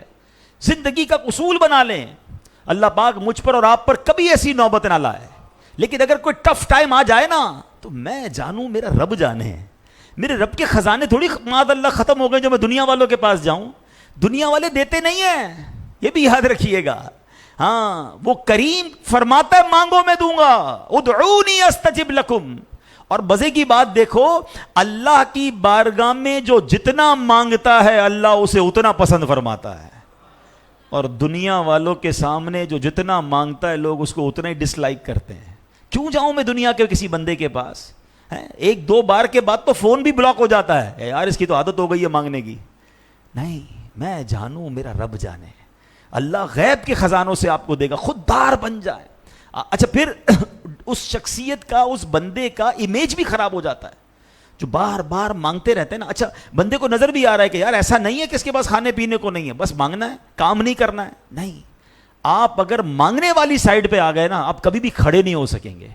ہمت کر کے کچھ بھی کر کے کام کر کے کمائے، اللہ ایسی غیب سے مدد کرے گا. ہم نے دیکھا یار چھوٹی ریڑھی لگاتے تھے، آج بڑی بڑی دکانیں ہو گئی ان کی، کیونکہ انہوں نے کام کی طرف توجہ دی، مانگنے کے لیے نہیں گئے. اور ہٹے کٹے آج روڈوں پہ کھڑے ہوتے ہیں، مانگ رہے ہوتے ہیں. اور ان پروفیشنل لوگوں کی وجہ سے ضرورت مند مارے گئے. ہمارے امیر اہل سنت تو کئی بار سمجھاتے ہیں کہ جب بھی آپ نے مدد کرنی ہو آپ خود تلاش کریں. سفید پوش انسان، غیرت مند انسان کبھی مانگے گا نہیں، پریشان ضرور ہوگا، جا کے ہیلپ کر دے. لیکن جو مانگنے کے لیے نکل پڑتے ہیں، اللہ کرے میری بات ان تک پہنچے کہ یہ آپ کو اس مصیبت سے نکلنے نہیں دے گا. یہ انگارہ فرمایا حدیثوں میں. حضرت ابو ہریرہ جیسی پوزیشن تو کسی کی بھی نہیں آئی یار، کہ کئی دن کھانا ہی نہیں کھایا انہوں نے، پھر بھی زبان سے یہ نہیں کہا کہ مجھے کھانا کھلا دے. آج ان کا ذکر کر رہے ہیں نا ہم، کتنے ادب کے ساتھ ذکر کر رہے ہیں. اللہ کرے کہ سیدنا ابو ہریرہ رضی اللہ تعالیٰ عنہ کی خودداری کا ہمیں حصہ مل جائے. ہاں اپنے پرابلم دنیا والوں کو بتانے سے حل نہیں ہوتے، الٹا صبر کا ثواب بھی چلا جاتا ہے. میں نے بہت پہلے ایک بیان میں بات کہی تھی، چلے دوبارہ کر دیتا ہوں، شاید کسی کو کام آ جائے. کبھی بھی زندگی میں اپنا پرابلم ہے نا دنیا والوں کو نہ بتایا کریں. آپ پرابلم بتاتے ہیں نا، مدد نہیں کرتے، مگر ہمارے جانے کے بعد ہمارا ہی مذاق اڑا رہے ہوتے ہیں. آیا تھا میرے پاس، فلاں مشکل میں ہے، فلاں اس کے ساتھ مسئلہ ہو گیا ہے، مدد مانگنے آیا تھا، مسئلہ حل بھی نہیں کیا اور دوسروں کو بتانا بھی شروع کیا. کیوں بتاؤں میں کسی کو؟ دنیا والے تو زخم دیتے ہیں، یاد کر لو، دنیا والے تو زخم دیتے ہیں، زخمی دل کی دوا مدینہ ہے. مانگنا ہے تو اللہ سے مانگے نا، التجا کرنی تو اللہ کے حبیب علیہ الصلوۃ والسلام کی بارگاہ میں التجا کرے نا. کسی کا احسان کیوں اٹھائیں، کسی کو حالات کیوں بتائیں. آقا تم ہی سے مانگیں گے تم ہی دو گے، تمہارے در سے ہی لو لگی ہے. اللہ مجھے بھی اور آپ کو بھی یہ الحمدللہ خودداری نصیب فرما دے. شکر کیا کرے. ایک بار محدث اعظم پاکستان دیکھیں اللہ والے کیسے ہوتے تھے, دنیا والوں سے کچھ نہیں چاہیے ہوتا, اللہ سے چاہیے ہوتا تھا. ایک مرتبہ اتنی بڑی عظیم ہستی ہیں, محدث اعظم پاکستان مولانا سردار احمد صاحب رحمۃ اللہ تعالی علیہ, بہت بڑے عالم دین ہوئے ہیں. ایک مرتبہ کہیں محفل پر بیان کرنے کے لیے تشریف لے گئے, گھر والے غریب لوگ تھے, آپ نے ان کے یہاں بیان فرمایا. بیان ختم ہونے کے بعد واپسی پر بجائے یہ کہ گھر والے کچھ نذرانہ پیش کرتے, محدث اعظم پاکستان نے ان کو رقم پیش کی. تو کہتے ہیں حضرت ہمیں کیوں شرمندہ کر رہے ہیں, آپ ہمارے گھر بیان کرنے آئے. تو آپ نے کیا فرمایا, رقم تو میں تمہارے لیے شکریہ کے طور پر ادا کر رہا ہوں کہ تم نے مجھے اللہ پاک اور اس کے حبیب علیہ الصلوۃ والسلام کے ذکر کرنے کا موقع دیا ہے. دنیا والوں سے نہیں لینا, اللہ سے لینا. اپنی نیکیوں کی جزا ہم نے رب سے لینی ہے, دنیا نے کیا دینا ہے. اور اگر دنیا والوں سے جزا لینی ہے تو پھر ایسا نہ ہو آخرت کا ثواب ختم ہو جائے. تو عبادتوں میں, نیکیوں میں بھی لوگوں سے نہیں, اللہ سے جزا چاہیے. اللہ کی رضا کے لیے کام کریں. دنیا کی چیزیں تو ویسے ہی اللہ نے دے دینی ہے, جو میرے نصیب میں رزق ہے وہ کہیں نہیں جائے گا. میں کیوں دوسرے کے مال پہ نظر رکھتا ہوں. کچھ لوگ آلویز دوسرے کے مال پہ نظر رکھتے ہیں, یار اس سے کچھ مل جائے گا, اس سے کچھ مل جائے گا, اس سے قرضہ مل جائے گا, اس سے نوکری مل جائے گی, اس سے کاروبار مل جائے گا. نہیں یار, اللہ نے دینا ہے. اگر میرے نصیب میں تو خود چل کر آ کر مجھے کاروبار دے دے گا. میں نے اس طرح دوسروں کے بال پر نظر نہیں رکھنی ہے. اور جب لوگ دوسروں کی نعمتوں پر نظر رکھتے ہیں نا تو اپنی نعمتیں کم نظر آنے لگ جاتی ہیں, ڈی مورلائز ہو جاتے ہیں. ڈی مورلائز نہیں ہونا ہے, مجھے اللہ نے کروڑوں سے اچھا بنایا ہے. ایک فارمولہ کئی بار بیان ہوا کہ زندگی کے ایک اصول بنا لیں, نعمتوں میں اپنے سے کمتر کو دیکھیں, نیکیوں میں اپنے سے آگے کو دیکھیں. ہم نے اس کو الٹا کر دیا ہے, ہم نیکیوں میں اپنے سے کمتر کو دیکھتے ہیں. میں 2 نمازیں قضا کرتا ہوں نا, یہ تو جمعہ بھی نہیں پڑھتا. یار آپ اس سے کیوں کمپیئر کر رہے ہو؟ آپ تہجد گزار سے کمپیئر کرو نا, کہ آپ کی 5 نمازیں پوری نہیں ہیں, اگلا تہجد بھی پڑھ رہا ہے. آپ پورے سال میں 1 قرآن ختم مشکل سے کرتے ہو, وہ روز تلاوت کر رہا ہے. کمپیئر ٹو دا موسٹ جو زیادہ عبادت گزار ہے, ہم اس سے نہیں کر رہے. اچھا, مالداری میں ہم اپنے سے آگے والوں کو دیکھ کے پریشان, اتنی بڑی گاڑی لے لی, نیا موبائل لے لیا, بڑا بنگلہ بنا لیا. اللہ کے بندے, جس گھر میں آپ رہتے ہیں اس سے نیچے بہت سارے لوگ رہتے ہیں, جھونپڑیوں میں لوگ رہ رہے ہیں. میں نے ابھی آپ کو شروع میں بیان میں بتایا نا کہ ICU میں ہمارے ایک جاننے والے اس وقت ہیں. میں اور آپ اس مسجد میں بیٹھے, یہی اللہ کی مہربانی ہے کہ ہم اس وقت ہاسپٹل میں نہیں ہیں, ہاسپٹل کے بیڈ پر نہیں ہیں. تو دیکھیں نا, نعمتیں نہیں ہیں لوگوں کے پاس. جب یہ سوچتا ہے انسان تو بڑا خوش ہو جاتا ہے کہ یا اللہ تو نے مجھے کتنا خوشحال رکھا ہے. تو پلیز اگر زندگی کا سکھ چاہیے تو یہ فارمولہ یاد کر لیں, نعمتوں میں اپنے سے کمتر دیکھیں اور نیکیوں میں اپنے سے آگے والے کو دیکھیں. تو انشاءاللہ صبر بھی آ جائے گا اور اللہ کی رضا پر ہم راضی بھی رہیں گے. اب چونکہ سفر المظفر کا مہینہ ہے, 20 سفر کو یوم داتا حضور ہے, تو کچھ حضرت داتا گنج بخش علی اجویری کا بھی بیان کے آخر میں ذکر کر لیتے ہیں کہ آپ کا نام تو بر صغیر پاک و ہند بلکہ دنیا بھر میں جو مسلمان اولیاء کرام کے چاہنے والے ہیں, داتا حضور کا بڑا ان کو نام بھی پتہ ہے. بلکہ میں نے دنیا بھر کے مسلمانوں کو دیکھا ہے, وہ کہتے ہیں میں کبھی لاہور آنا ہے اور داتا حضور کی بارگاہ میں حاضری دینی ہے. داتا حضور کو یوں تو بڑے فضائل ہیں مگر میں ایک ہی فضیلت بتا دوں تو وہ کافی ہے کہ داتا حضور عظیم ہستی ضرور ہیں مگر ان کا مقام, کہتے ہیں نا ولی ولی کو پہچانتا ہے, ولی را ولی شناخت است ہے, ولی ولی کو پہچانتا ہے. تو کروڑوں چشتیوں کے جو پیشوا ہیں پوری دنیا میں جن کا نام ہے وہ کون ہے؟ خواجہ خواجگان خواجہ معین الدین چشتی اجمیری رحمۃ اللہ تعالی علیہ, اجمیر شریف میں. کتنا بڑا, کہتے ہیں نا کہ ہند کے راجہ ہیں وہ. مگر خواجہ غریب نواز جب داتا حضور پر آئے تھے, ان کی بارگاہ میں آئے, 40 دن حضرت داتا حضور گنج بخش کی مزار پر انہوں نے چلا کیا, عبادت کی, اللہ کی عبادت کی ولی کے قدموں میں بیٹھ کر. پھر آخر میں نتیجہ کیا نکلا کہ معین الدین چشتی اجمیری کیا کہہ کر گئے کہ گنج بخش فیض عالم مظہر نور خدا, ناقصاں را پیر کامل کاملا را رہنما. کہتے ہیں گنج بخش وہ ہیں کہ وہ اللہ کے نور کا مظہر ہیں, ناقصوں کے تو پیر کامل ہیں, یہ تو کاملوں کے بھی رہنما ہیں. اور یہ کس نے کہا؟ حضرت معین الدین چشتی اجمیری, خواجہ خواجگان خواجہ غریب نواز داتا حضور کے بارے میں کر گئے. اتنی عظیم ہستی ہیں. اب یاد رہے کہ جب آپ لاہور آئے تھے زیادہ ساز و سامان نہیں تھا, خالی ہاتھ آئے اور یہاں آ کر کپڑے کے خیمے میں قیام فرمایا, بعد میں بھی کوئی لگژری گھر نہیں بنائے, دین کی خدمت میں ساری زندگی گزاری اور اللہ کی رضا والی زندگی گزاری, تو آج کیسی عزت ہے. 12 صدیاں گزر چکی ہیں کم و بیش ہیں, داتا حضور کو گئے ہوئے آلموسٹ 1200 سال ہو گئے ہیں. اللہ اکبر. دن ہو یا رات ہو, دھوپ ہو یا چھاؤں ہو, سردی ہو یا گرمی ہو, ہر وقت داتا کے قدموں میں عاشقان اولیاء کا ہجوم رہتا ہے. اللہ نے کیسی عزت دی ہے, کیونکہ زندگی اللہ کے لیے گزاری نا. 1200 سال بعد بھی دنیا بھولی نہیں ہے. مجھے آپ اپنے رشتہ داروں میں کسی کا 100 سال پرانے رشتہ دار کا نام بتا دیں, اس کی قبر بتا دیں. دنیا میں بڑے کرکٹر, بڑے فٹ بالر, بڑے اداکار, بڑے بڑے نامور لوگ گزرے جو اس زمانے میں genius book of world record holder ہوں گے, آج کہاں ہیں وہ 100 سال بعد؟ کون نام لینے والا ہے؟ یہ 1200 سال گزر گئے ہیں, اور ایسا لگتا ہے ہر آنے والا دن ان کی عزت اور بڑھا رہا ہے, ان کا مقام اور بڑھ رہا ہے. یہ ہے زندگی نا, جو ان کے جو غلام ہو گئے, وقت کے امام ہو گئے, نام لیوا ان کے جو ہوئے, ان کے اونچے نام ہو گئے. داتا حضور خود لکھتے ہیں کہ ایک بار اپنے پیر کامل کے ساتھ, کون تھے ان کے پیر؟ شیخ ابو الحسن خدتلی رحمۃ اللہ تعالی, میں ان کے ساتھ دمشق, جو آج کل سیریا ہے, کہہ رہے میں دمشق جا رہا تھا, بارش ہوئی, راستے میں کیچڑ تھا, کہتے ہیں مجھے چلنے میں مشکل ہو رہی تھی, اتنا سارا کیچڑ تھا, مگر میں نے پیر صاحب کی طرف دیکھا تو ان کے جوتے بالکل خشک تھے, اس پہ کوئی کیچڑ نہیں لگا ہوا تھا. تو میں نے ان سے پوچھا کہ حضور اس راستے میں اتنا کیچڑ ہے, آپ کے جوتے, آپ کے کپڑے بالکل صاف ہیں. تو پیر صاحب نے فرمایا جب میں نے توکل اپنایا ہے, جب سے میں نے توکل اپنایا ہے اور دل سے لالچ کو دور کر دیا ہے, اس وقت سے اللہ پاک نے مجھے کیچڑ سے بچا لیا ہے. نہ دنیا کی گندگی لگتی ہے, نہ اللہ والوں کو آخرت کی باطنی کوئی گندگی لگتی ہے. اللہ اکبر. اللہ ہمیں اولیاء کرام کا فیضان نصیب فرمائے. داتا حضور کی بات ہوئی ہے تو اس سے ہمیں اپنے سیکھنے کے لیے, ہم سب کی سیکھنے کے لیے بات کر کے پھر میں بیان کو کمپلیٹ کرتا ہوں. ایک بڑی خوبصورت حدیث ہے, اب اس حدیث کے پیرائے میں ذرا داتا حضور کو سمجھیے گا. اور بھی اولیاء کرام, ہمارے عبداللہ شاہ غازی رحمۃ اللہ تعالیٰ علیہ کمال کے بڑے بڑے بزرگ ہیں. حدیث پاک کا خلاصہ ہے, میرے آقا علیہ الصلوۃ والسلام فرماتے ہیں کچھ لوگ وہ ہوتے ہیں جو مخلوق کو راضی کرتے کرتے اللہ کو ناراض کر بیٹھتے ہیں, خالق کو ناراض کر دیتے ہیں, اور ایک وقت آتا ہے کہ مخلوق بھی ان سے ناراض ہو جاتی ہے. یہ کیٹیگری موجود ہے آج ہمارے طرف. کون؟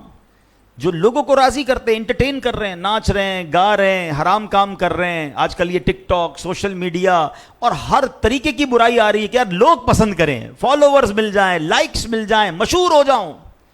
کون راضی ہو رہا ہے؟ بندوں کو راضی کر. ناراض کس کو کر رہے ہیں؟ اللہ کو. آگے جا کے یہ بندے بھی ناراض ہو جائیں گے. اور آپ دیکھ لیں, ہم نے اپنی آنکھوں سے دیکھا بڑے بڑے نامور ہیں اس فیلڈ کے لوگ, جب ان کے مرنے کا وقت آتا تو جنازے میں لوگ نہیں ہوتے, بیمار ہوتے تو علاج کے لیے کوئی کرنے والا نہیں ہوتا, انتقال ہو جائے تو کوئی ایصال ثواب کرنے والا نہیں, تھوڑے عرصے بعد نام بھی ختم. اس زمانے میں لگ رہا ہوتا میں بڑا اہم ہوں. وہ کہتے نا قبرستان کی ایک تختی, قبرستان پر ایک قبر پر تختی لگی ہوئی تھی کہ میں بڑا اہم تھا, یہی میرا وہم تھا. یہی ہوتا ہے ان کو, لگتا ہے ارے بھائی بڑا اہم ہوں, میرے لاکھوں ملین فالوور ہے. اگر اللہ ناراض ہے نا تو یہ مخلوق بھی تمہیں بھول جائے گی, کیونکہ خالق ناراض ہے. حدیث پاک کا پہلا پارٹ سمجھ آ گیا کہ کبھی بھی زندگی میں مخلوق کو راضی کرنے کے لیے خالق کو ناراض مت کرنا. کچھ لوگ بچوں کو راضی کرنے کے لیے اللہ کو ناراض کر دیتے ہیں. یار کیا کروں یار, فیملی کہتی ہے, بچے کہتے ہیں, کرنا پڑے گا, تھوڑا بہت تو چلتا ہے. حرام کام کر رہے ہوتے ہیں, حرام ہالیڈیز ہو رہی ہوتی ہیں, ناجائز کام ہو رہے تھے, کیوں؟ بندے راضی ہو جائیں. مگر خالق ناراض ہو رہا ہے. رشتہ داروں کو راضی کرنے کے لیے شادی میں ناچ گانے, ڈھول تماشے, فائر ورکس. مخلوق کو راضی کرنے کے چکر میں خالق کو ناراض کر رہے ہو, برباد ہو سکتے ہیں. مگر اس حدیث کا جو اگلا پارٹ ہے نا وہ بڑے کمال کا ہے. فرمایا کچھ لوگ خالق کو راضی کرنے والی زندگی گزارتے ہیں اور مخلوق ناراض ہو جاتی ہے, مگر ایک وقت آتا ہے اللہ مخلوق کو بھی ان سے راضی کر دیتا ہے. سچ بتاؤ فائدے میں کون رہا؟ مخلوق بھی راضی, رب بھی راضی, کیونکہ ٹارگٹ چینج ہو گیا نا. اللہ راضی ہو جائے, اللہ کے بندے تو رب کے بندے نا, میں نے کیوں ان کو راضی کرنا, رب نے راضی کر دینا ہے. یہی ہوا تھا خواجہ خواجگان خواجہ غریب نواز کے ساتھ. گئے نا ہندوستان, داخلہ بند کر دیا, پانی بند کر دیا, بندے کو بیٹھنے نہیں دیا. پرتھوی راج چوہان کے بڑے بڑے سپاہی آ گئے, ریڈ کارپٹ ویلکم نہیں ملا تھا خواجہ صاحب کو. مگر وہ لگے رہے اللہ کی رضا والے کام کرنے میں۔ آج وقت کیا آیا ہے کہ 800 سال سے زیادہ عرصہ گزر گیا ہے، کروڑوں دلوں میں اگر پیار ہے تو خواجہ غریب نواز کا ہے۔ اللہ کو راضی کیا نا۔ کربلا کے میدان میں کیا ہوا تھا؟ امام حسین رب کو راضی کر رہے تھے، 22,000 یزیدیوں کو راضی نہیں کیا، یہ ناراض ہو گئے، لڑائی ہوئی، معاذ اللہ انہوں نے زیادتی کی، مگر کیا ہوا؟ آج ساری دنیا میں حسین کا نام زندہ ہے، یزید کا نام لینے والا کوئی نہیں ہے۔ جتنے اولیاء کرام دیکھیں، جتنے اللہ والے دیکھیں، وہ اللہ کو راضی کرتے ہیں، یہ نہیں سوچتے بندے راضی ہوں گے کہ نہیں، اللہ ان کو بھی راضی کر دیتا ہے۔ تو کاش آج کے اس مبارک اجتماع میں اصحاب صفہ کا بھی ذکر ہو گیا، داتا صاحب کا بھی ذکر ہو گیا، خواجہ غریب نواز کا بھی ذکر، کتنی پیاری پیاری ہستیوں کا ذکر ہوا۔ اللہ مجھے اور آپ کو یہ سوچ عطا کر دے کہ زندگی کا گول ایک ہونا چاہیے، اللہ راضی ہو جائیں، اللہ کے حبیب راضی ہو جائیں، بس دنیا کے پیچھے نہ رہا کریں۔ کچھ لوگ اب جب بھی اچھا کام کریں گے نا، کچھ لوگوں کو پرابلم ضرور ہوگی آپ سے، اس کو چھوڑ دیں، اللہ رسول کو راضی کریں، انشاءاللہ ایک وقت آئے گا اللہ اپنے بندوں کو بھی راضی کر دے گا۔ اللہ مجھے اور آپ کو شریعت کے تقاضوں کے مطابق زندگی گزارنے کی توفیق عطا فرمائے۔ ایک دو بڑے خوبصورت اعلان ہیں ماشاءاللہ۔ حج کا فارم اس بار پاکستان میں جلدی شروع ہو گئے ہیں، تو حج 2026 کی جو پالیسی کے تحت حج کرنا چاہتے ہیں اور دعوت اسلامی کے شعبہ حج و عمرہ کے ساتھ ان کے گروپس میں جا کر حج کرنا چاہتے ہیں، تو وہ دعوت اسلامی کی ویب سائٹ dawat-islami.net کے ذریعے اپنا حج معاونت فارم آن لائن جمع کروا دیں، اور حج و عمرہ کے جو بستے مختلف اجتماعات میں لگ رہے ہیں ان سے رابطہ کر لیجئے۔ اسی طرح ماشاءاللہ خوش قسمتی ہماری کہ اگلا مہینہ میرے آقا کی ولادت کا مہینہ بھی ہے، اور وہ مہینہ 1500 سالہ جشن ولادت کا مہینہ بھی ہے۔ انشاءاللہ ہم اللہ سے دعا کرتے ہیں اللہ ہمیں خیر و عافیت کے ساتھ میلاد النبی نصیب فرمائے۔ اگر ہمیں یہ مہینہ اور وہ دن ملا انشاءاللہ تو ہم اتنے لکی ہوں گے کہ ہم نے 1400 سال والا میلاد کا دن بھی نہیں دیکھا، 1600 سال والا بھی نہیں دیکھ سکیں گے، یہ 1500 سال والا الحمدللہ انشاءاللہ ہم ایکسپیرینس کریں گے، تو دھوم دھام سے منانا ہے انشاءاللہ۔ دیکھیں دنیا والے کتنا سیلیبریٹ کرتے ہیں، بھائی 25 سال ہو گئے کسی کی شادی کو یا کسی کی زندگی کو، کہتے ہیں بھائی سلور جوبلی ہو گئی، 50 سال ہو گئے گولڈن جوبلی، 75 سال ڈائمنڈ جوبلی، اچھا اس کے آگے کی کوئی جوبلی نہیں ہے کیونکہ 100 سال امید پہنچتے نہیں لوگ، اور میرے آقا کی ولادت کو 1500 سال ہو گئے ہیں، تو یہ تو عاشقان رسول کی عید آ رہی ہے انشاءاللہ، منائیں گے انشاءاللہ۔ تو اپنے گھر سجائیں، اپنے دفتر سجائیں، پرچم لگائیں، ٹھیک ہے، اور پھر اس کے بعد کچھ پلان کریں، اسپیشل پلان کرو نا، اللہ نے دیا ہے تو 1500 غریبوں کو کھانا کھلائیں، 1500 لوگوں کو راشن دے دیں، اچھا نبی پاک کی بارگاہ میں تحفہ پیش کرنے کے لیے اپنے کاروبار میں اگر پاسبل ہے تو 15% ڈسکاؤنٹ دے دیں، 1500 115 یا 15 پودے لگا دیں۔ سوچتے رہیے کہ یار بس نبی پاک کا 1500 سالہ جشن ولادت ہے، میں کون سی نیکی کروں اور میرے آقا علیہ الصلوۃ والسلام کو اس کا ایصال ثواب کروں۔ سبحان اللہ، دعوت اسلامی کے اجتماع میں 15 اسلامی بھائیوں کو لے آئیں کہ چلیں انشاءاللہ یہ بھی چلیں گے، یہ بھی ثواب مجھے ملے گا، 15 اسلامی بھائی کو لے کے مدنی قافلے میں چلے جائیں۔ سوچتے رہیں کہ میں کیا کیا نیکی کر سکتا ہوں، تو اس میں کرنا ہے، اور سبحان اللہ ظاہر بھی سجانا ہے اور اندر سے باطن بھی سجانا ہے۔ اچھا پیارے آقا کے لیے تحفہ بھی تیار کر لیں، ہیں؟ اب وہ تحفہ کیا ہو سکتا ہے؟ بہت سارے تحفے ہو سکتے ہیں۔ پیارے آقا کو پسند ہے، آقا فرماتے ہیں جعلت قرۃ عینی فی الصلاۃ، میری نماز میں میری آنکھوں کی ٹھنڈک رکھی گئی ہے، تو میرے آقا کو نماز بڑی پسند ہے، تو نیت کریں آج سے 5 وقت نماز پڑھ کے میلاد منائیں گے انشاءاللہ۔ اللہ ہمت دے تو ابھی سے، ورنہ کم از کم ربیع الاول کے مہینے میں روزانہ 1500 بار درود پاک پڑھیں اور پیارے آقا کو پیش کریں کہ حضور 1500 درود پاک، آپ کی 1500 سالہ جشن ولادت پر میں روز 1500 بار درود پاک پڑھوں گا، ہو سکے تو اللہ توفیق دے تو روز 15 منٹ قرآن پاک پڑھنا شروع کر دیں، یا ربیع الاول کے مہینے میں پورا قرآن پاک ختم کر کے نبی پاک کو تحفہ پیش کریں ثواب کا۔ دیکھیں یہ سارے تحفے جو ہیں نا، یہ ہماری اوقات اور ہماری حیثیت اور ہمارے ناقص عمل کے مطابق ہوں گے۔ میرے آقا پر تو کروڑوں رحمتیں ہر لمحے برس رہی ہیں، ہم اپنی جھولی بھرنے کے لیے کریں گے۔ دنیا میں کیا ہوتا ہے، کسی بہت بڑی شخصیت کے پاس آپ کو جانے کا موقع ملے یا کسی بادشاہ کے پاس جانے کا موقع ملے، ہم اپنی حیثیت کے مطابق کوئی تحفہ دیں گے تو بادشاہ کیا کرے گا؟ وہ اپنی حیثیت کے مطابق دے گا نا۔ ہم نبی پاک کو تحفہ دیں گے اپنی حیثیت کے مطابق، اور میرے آقا جب عطا فرمائیں گے ان کی شان کیا ہے؟ بریلی کے تاجدار سے پوچھو، وہ کہتے ہیں میرے کریم سے گر قطرہ کسی نے مانگا میرے کریم سے گر قطرہ کسی نے مانگا دریا بہا دیے ہیں مدنی نے دریا بہا دیے ہیں در بے بہا دیے ہیں. تو انشاءاللہ اس بار 1500 سالہ جشن ولادت دھوم دھام سے منائیں گے انشاءاللہ. ماشاءاللہ ایک اور ڈی ایچ اے اور کلفٹن میں رہنے والے عاشقان رسول کے لیے اعلان ہے کہ فیضان ایجوکیشن نیٹ ورک جو 2018 سے آپ کے ڈی ایچ اے میں اسلامی بھائیوں یعنی میل اور فیمیل اسلامی بھائیوں اور اسلامی بہنوں کے لیے علیحدہ علیحدہ انسٹیٹیوشنل آپریشن کر رہا ہے. اس میں بچے اور بچیوں کو حفظ و ناظرہ ان کے ہوم ٹیوشنز دی جا رہی ہیں. یعنی اگر آپ اپنے گھروں میں قاری صاحب کو بلانا چاہتے ہیں تو آپ کے بچوں کو پڑھانے کے لیے بچیوں کو پڑھانا چاہتے ہیں تو قاریہ اسلامی بہن انشاءاللہ ویل ایجوکیٹڈ آپ کے سٹینڈرڈ کے مطابق انشاءاللہ دینی تعلیم قرآن وہ آپ کو آ کر بچوں کو دیں گے. تو وہ اگر آپ اس میں کورسز کروانا چاہتے ہیں تو ہمارے ذمہ داران یہاں موجود ہیں, ان سے بھی رابطہ کر لیں. اور ایک فون نمبر بھی میں بتا دیتا ہوں آپ کو 0300 499 1434 0300 499 1434 پر رابطہ کر کے مزید انفارمیشن لی جا سکتی ہیں. صلو علی الحبیب صلی اللہ تعالی علی محمد صلی اللہ علیہ وسلم. ویڈیو دیکھنے کا شکریہ. اگر آپ چینل پر نئے ہیں تو سبسکرائب کر لیں اور ساتھ ہی ساتھ بیل آئیکن پر بھی کلک کر دیں تاکہ یوٹیوب ہماری ہر ویڈیو کا نوٹیفیکیشن سب سے پہلے آپ کو بھیج دے. جزاک اللہ.